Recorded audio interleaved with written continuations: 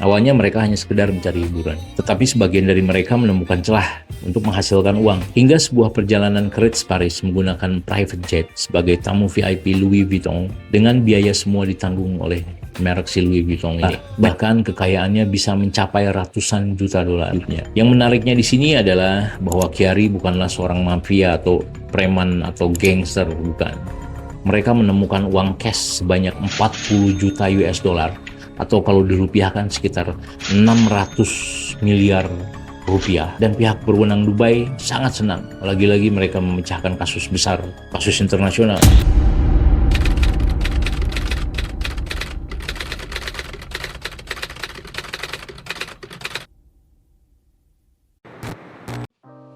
Assalamualaikum warahmatullahi wabarakatuh. Kembali lagi bersama saya Babab Nizar. Terima kasih sudah klik video ini.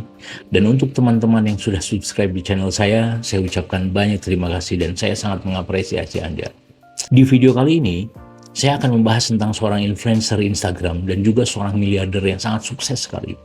Saking suksesnya, dia telah mendapatkan beberapa apresiasi atau hadiah dari beberapa merek-merek terkenal di dunia seperti Fendi, Gucci, Louis Vuitton, dan lain-lain. Beberapa brand mewah ini bahkan mengirimkan kue custom tepat di hari ulang tahunnya. Dia menjuluki dirinya sebagai Hush Puppy. Seorang laki-laki kelahiran tahun 1982 ini hidup bergelimang kemewahan. Namun, di tahun 2020, tim SWAT disertai oleh polisi Dubai mendobrak pintu rumahnya di saat dirinya sedang tertidur pulas. Dan polisi menyita semua aset kekayaannya. Si Hush Puppy ini kerjaannya apa sih? Kok bisa bocah miskin dari Lagos, Nigeria ini bisa menjadi seorang miliarder dan tinggal di Dubai dengan bergelimangan harta? Terus kok bisa sampai digerebek polisi Dubai cuma gara-gara dia posting di Instagram? Bagaimana kisahnya? Mari kita bahas.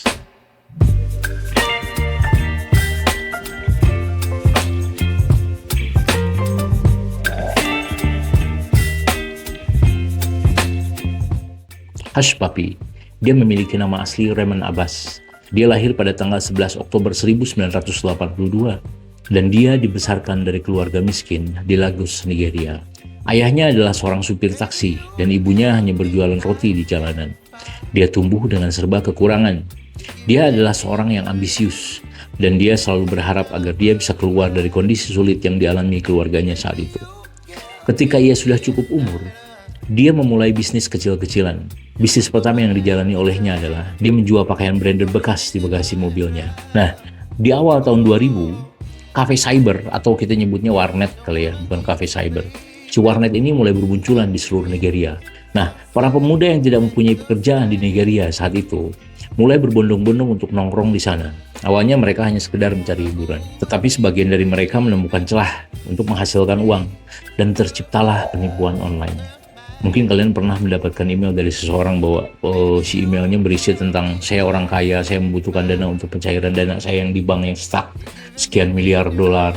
Nanti kalau misalkan cair, kita bagi rata, buat kamu 50%, buat saya 50%, dan banyak yang jatuh di online scamming seperti itu. Para pemuda tersebut menggunakan akun email Yahoo untuk menjalankan aksi kejahatan mereka, sehingga mereka mendapatkan julukan Yahoo Boys. Mereka akan menghabiskan waktu berjam-jam online untuk mencari korbannya yang dijuluki Magus, yang artinya adalah orang yang mudah tertipu. Dalam menjalankan kejahatannya, si Yahoo Boys ini membutuhkan waktu bisa sampai berbulan-bulan untuk mendapatkan uang dari para korbannya. Nah, dengan beberapa trik dan prospek yang dilakukan oleh si Abbas menjadi Yahoo Boy yang cukup berhasil saat itu. Dan dia melihat sebuah peluang besar di sini. Namun kemudian pihak keamanan Nigeria mulai menindak tegas para pelaku kejahatan dunia maya ini. Setiap pemuda yang memiliki smartphone menjadi target polisi saat itu. Jadi pada tahun 2014, Abbas bersama tim Yahoo Boys lainnya, dia pindah ke Malaysia. Kenapa Malaysia? Karena Malaysia adalah sebuah negara dengan arsitektur internet yang lebih canggih dan penegakan hukum yang sedikit lebih longgar terhadap para penjahat cyber. Di negeri jiran ini, dia berusaha untuk menjadi yang terbaik. Semangat kewirausahaan yang dimilikinya bisa mendorong dia di puncak permainan pada saat itu. Dari sinilah lahir Hush Puppy.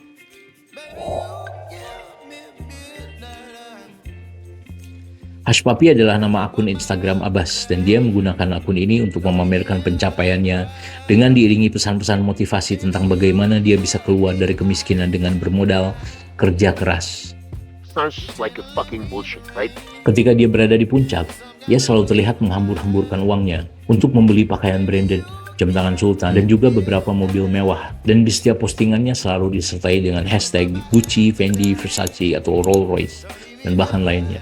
Bahkan di bio akun Instagramnya tertulis Billionaire Gucci Master. Dan semakin sering dia memamerkan kekayaannya, semakin cepat dia mendapatkan jutaan followers. Di negara asalnya, di Nigeria, dia adalah seorang selebriti dan mendapatkan status influencer. Beberapa merek desainer kesayangannya mulai memberikan hadiah sebagai bentuk apresiasi untuk customer setia. Mulai dari sepatu olahraga yang khusus dibuat untuknya, hingga sebuah perjalanan ke Ritz Paris menggunakan private jet sebagai tamu VIP Louis Vuitton dengan biaya semua ditanggung oleh merek si Louis Vuitton ini. Merek Fendi pun mengundangnya untuk makan malam dengan sekelompok golongan-golongan elit. Dan dalam satu event, merek Versace cabang Kuala Lumpur menjamu dia dengan sesama selebgram lainnya seperti Samson Oyakunlai karena telah menjadi pelanggan terbaik di toko tersebut. Dan tak lama kemudian, dia menjadi dekat dengan salah satu influencer bersama Ismaila Mustafa atau dikenal sebagai Monfa. Bersama-sama si Abbas sama si Monfa ini memamerkan kekayaan dan perlengkapan desainer mereka. Dan bahkan gaya mereka ini disebutkan dalam lagu Living Things oleh Nice. Tentu saja, tidak ada yang bisa menjadi influencer sejati tanpa diiringi oleh drama dan konflik online. Beberapa konflik ini tampak settingan. Contohnya seperti perselisihannya dengan salah satu musisi bernama Davido atas tuduhan bahwa si Davido menuduh Abbas bahwa dia pernah minum bir di salah satu bar di Lagos, Nigeria, dan si Abbas ini tidak membayar tagihannya. Dia langsung kabur. Namun si duo selebgram ini segera berbaikan dalam sebuah video Snapchat. Mereka video call dan berdamai, ketawa-ketawa lagi, kayak gimmick gitu. Nah, atas konflik tersebut, mereka berdua mendapatkan peningkatan followers yang sangat banyak. Tidak semua perselisihan bisa berakhir dengan baik, dan dalam beberapa kasus, mereka mengancam akan mengeksposnya. Pernah dalam satu acara, dia menuduh rapper Pino memakai jam tangan palsu. Hal ini mendorong penyanyi Casey untuk memposting, "Anda tidak memiliki kredibilitas. Tidak ada sumber pendapatan yang diketahui, namun Anda muncul di media sosial tentang menyerang musisi Nigeria yang bekerja keras dengan kekayaan yang dapat dilacak dan terbukti sah. Sebenarnya apa yang Anda lakukan untuk mencari nafkah? Apa bakat Anda? Bagaimana Anda bisa menghasilkan uang? Merek apa yang Anda wakili? Komisi Kejahatan Ekonomi dan Keuangan Nigeria sudah seharusnya memperhatikan dengan detail ini." Ya, Abbas telah memposting setiap perjalanan yang ia lakukan, makanan yang ia makan, dan berbelanja barang-barang mewah dan membagikan postingan tersebut ke pengikutnya yang setia. Namun, dia tidak pernah menceritakan dengan jelas bagaimana dia bisa mendapatkan atau meraih kesuksesannya. Dan ketika dia ditanya, dia selalu menjawab dengan singkat tentang beberapa investasinya di properti atau di bidang real estate. Jadi dia ngakunya, "Gue bisnis real estate, that's it." Banyak yang tidak percaya dengan jawabannya tentang bagaimana dia menghasilkan uang sebanyak itu. Banyak yang berpikir bahwa apakah dia terlibat dengan romance scam. Kalian tahu romance scam? Penipuan percintaan yang dilakukan oleh orang-orang Nigeria. Mereka berpura-pura menjadi orang yang ganteng, menipu orang Amerika, cewek yang udah tua, dan akhirnya duitnya diporotin dan menghilang begitu saja. Ya, romance scam. Maksimal kegiatan tersebut hanya bisa menghasilkan beberapa ratus ribu dolar saja. Nggak mungkin sampai jutaan dolar. Tapi sangat terlihat jelas bahwa Abbas bisa menghasilkan jutaan dolar. Bahkan kekayaannya bisa mencapai ratusan juta dolar.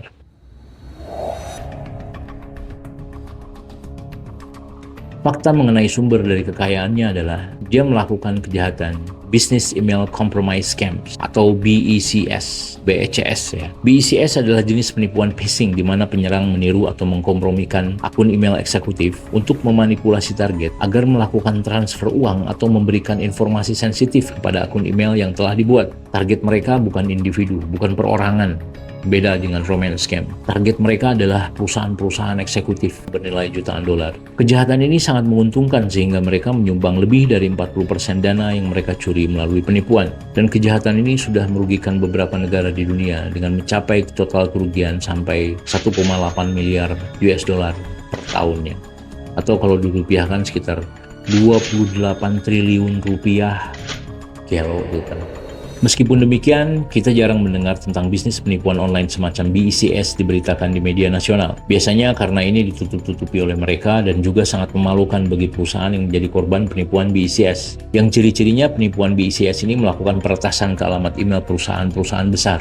Hal ini bisa dilakukan dengan cara memancing dengan social engineering atau mengirim link phishing yang kemarin viral itu, undangan APK. Nah, kayak gitu. Kalau diklik, mereka punya akses langsung ke handphone kita. Atau bahkan menebak kata sandi jika target perusahaan tidak memiliki keamanan cyber yang cukup bagus. Nah, si scammer ini akan mengawasi dan menunggu berminggu-minggu atau bisa sampai berbulan-bulan hingga pada waktunya faktur dalam jumlah besar masuk ke alamat email perusahaan yang menjadi target tersebut. Pada titik ini, mereka akan mencegat faktur tersebut dan buat faktur palsu yang sangat mirip dengan faktur aslinya. Dengan ditambahkan beberapa detail rekening bank yang telah dirubah menjadi milik mereka sendiri.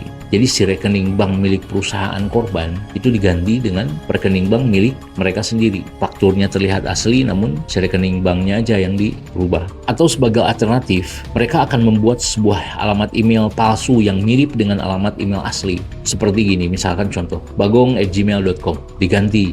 Awalnya tulisannya bagongnya pakai G, ini bagongnya pakai K.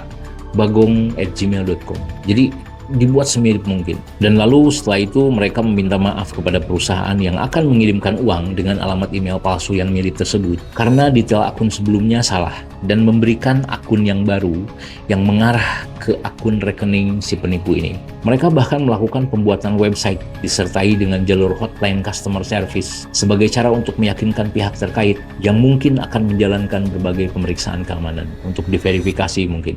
Setelah melewati pemeriksaan keamanan dan detailnya dinyatakan sah, dana pun cair ke akun si penipu ini. Kemudian dengan cepat dana tersebut didistribusikan kembali ke beberapa akun keledai. Jadi mereka juga sudah membeli beberapa rekening bodong, rekening you know what I mean.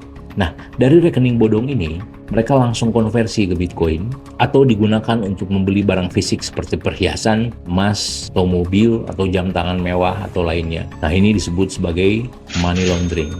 Hal ini dilakukan untuk mencegah para korban atau polisi untuk bisa melacak dana tersebut kemana alirannya. Sebagai contoh, ini contoh kasus nih. Pada tahun 2019, ada sebuah perusahaan firma hukum di New York yang harus mengirimkan pembayaran sekitar 922.000 US dollar atau kalau misalnya dikonversi ke rupiah sekitar 15 miliar kepada seorang klien yang telah membiayai kembali pembangunan sebuah properti real estate di sana. Nah, sebelum mengirimkan uang tersebut, biasanya seorang paralegal mengirimkan email untuk mengkonfirmasi kemana uang tersebut harus dikirimkan.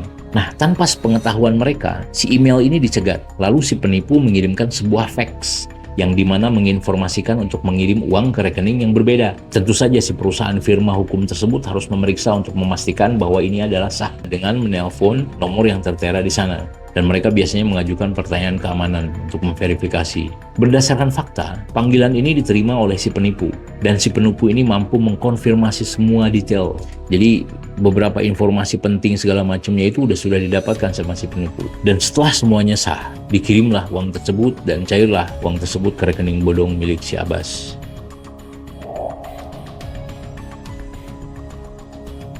Kejahatan sebesar ini tidak bisa dilakukan oleh hanya satu orang. Ini harus melibatkan beberapa orang. Sebagian dari tugas mereka adalah membuat website palsu, menghubungi oknum petugas bank untuk membuatkan mereka rekening palsu, adapun yang bertugas untuk mendapatkan akses ke akun email target, dan lainnya bertugas untuk mencuci uang. Abbas adalah salah satu penipu BEC atau BEC, Business Email Compromise, yang paling sukses di dunia. Dan dia memiliki banyak sekali koneksi. Nah, salah satunya adalah seorang pencuci uang yang dikenal cerdas dan lihai, juga berpengalaman, yang bernama Caleb Alomeri. Dia adalah seorang warga Kanada yang bertanggung jawab atas transferan uang jutaan dolar ke rekening Abbas. Mereka sudah bekerja sama selama bertahun-tahun. Kejahatan mereka yang paling terkenal adalah penipuan Bank of Valletta di Malta, di mana mereka hanya berkomunikasi melalui media sosial. Si duo ini berusaha untuk mengatur pendistribusian dana sebesar 13 juta US dollar. 13 juta euro. Atau kalau dirupiahkan sebesar 212 miliar rupiah. Penipuan ini dibantu oleh para hacker yang meretas akun regulator bursa saham Prancis di bagian otoritas keuangan pasar atau disebut Autorité des Marchés Français. I don't know what the fuck was that. Kemudian mereka menyamar sebagai regulator dan mengirimkan email phishing ke Bank Malta. Ketika seorang karyawan mengklik link phishing tersebut, si timnya Abbas memperoleh akses ke sistem pembayaran yang aman dan mampu mengirimkan dana jutaan euro dalam bentuk pembayaran yang tidak terdeteksi. Nah, perannya Abbas di sini adalah menyediakan rekening bank yang dapat menerima setoran jutaan dolar tanpa diblokir dan kemudian dengan cepat mencuci uangnya sebelum ditarik kembali. Dan untungnya di kasus ini, Abbas dan rekannya Alomari, orang Kanada tadi, tidak dapat memindahkan uang sebanyak itu dengan cepat. Dan pihak bank mampu memulihkan sebagian besar dana yang hilang. Ketika kejahatan ini diliput media besar, media internasional, Ghaleb Alomari mengambil screenshot dari berita tersebut dan mengirimkannya ke Abbas. Dan si Abbas hanya menjawab, "Damn." Kemudian Ghaleb mengirimkan pesan lagi, "Next one in a few weeks. We'll let you know when it's ready. Too bad they caught on. Or it would be a nice payout." Kejadian ini sama sekali tidak mempengaruhi Abbas. Di keesokan harinya, dia bahkan memposting foto di mana dirinya sedang berpose memakai pakaian merek Fendi dan bersandar di mobil sport barunya seharga 2,5 miliar rupiah dengan tulisan, "Just bought myself new Bentley Bentayga for Valentine. The best way to celebrate the season of love."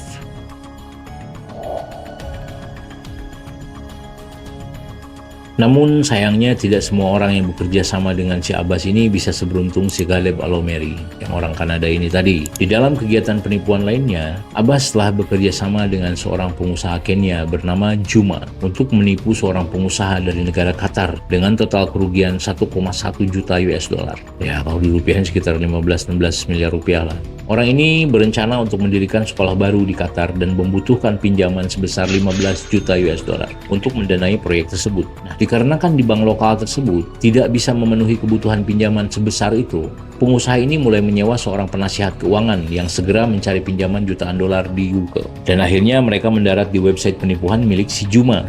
Kemudian Juma dan Abbas berpura-pura menjadi orang lain.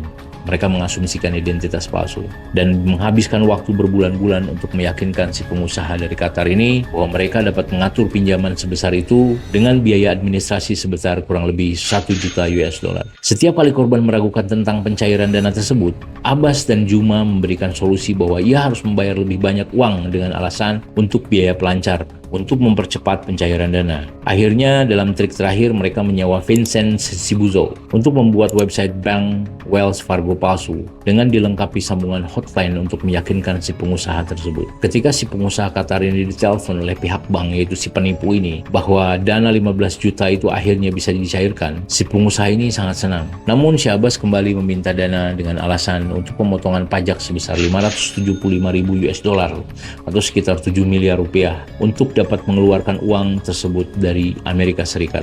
Pada saat itu si Sibuso, yang si Vincent ini, mulai mengajukan petisi dan meminta bagian yang lebih besar. Abbas menolaknya dan berhenti menghubungi Sibuso. Dan si Sibuso ini langsung menghubungi si pengusaha Qatar dan membongkar penipuan tersebut. Akhirnya si Abbas murka lah. Dan saat itu juga Abbas langsung menghubungi seorang pria bernama Abba Kyari untuk meminta tolong agar si Sibuso ini mengalami penyiksaan paling serius dalam hidupnya. Yang menariknya di sini adalah bahwa Kyari bukanlah seorang mafia atau preman atau gangster, bukan. Melainkan dia adalah seorang wakil komisaris polisi yang mendapatkan sedikitnya 8 penghargaan dan memecahkan puluhan kasus rumit dalam tugasnya, atau dikenal sebagai Super Cop dari Nigeria. Seorang polisi yang mempunyai karir cemerlang dan dipandang sebagai polisi yang sangat ditakuti di negara tersebut. Si permintaan Abbas dilanjutkan dengan sebuah pesan. Jadi si Abbas itu mulai kasih pesan ke si Abba Kyari ini, "Please sir, I want to spend money to send this boy to jail. Let him go for a very long time." Yang mengejutkan adalah si komisaris polisi ini merasa sangat senang bisa melakukan perintah dari Abbas. Dan dia segera membalas pesan Abbas dengan mengirimkan nomor rekening si Super Cop ini. Dan ketika cuan, si Super Cop ini segera menangkap si Busu dan mengirimkan fotonya saat di penjara. Dia bahkan memberikan update kepada si Abbas ketika pacar si Busu tiba dengan uang suap agar si Busu ini segera dibebaskan. Mereka berpikir ini adalah penangkapan biasa. Itu sebabnya mereka pikir uang bisa membebaskannya. Dan Abbas membalas, "Tidak ada uang yang dapat mengeluarkan dia dari sini."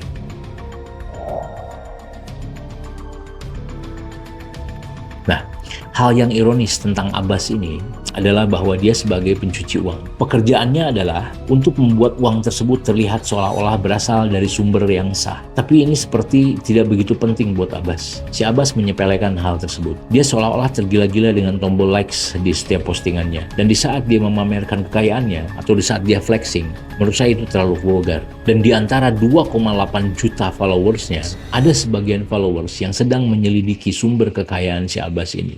Siapakah mereka?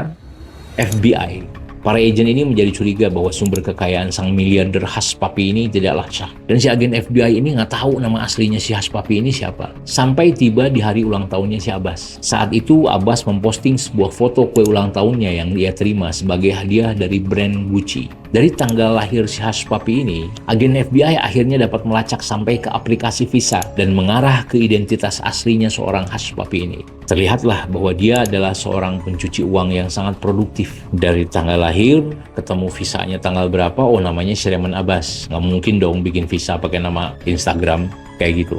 Dan mereka menempatkan si Raymond Abbas ini di bawah pengawasan yang ketat. Mereka menunggu, berharap untuk mengumpulkan sesuatu yang konkret untuk digunakan sebagai alasan untuk penangkapannya.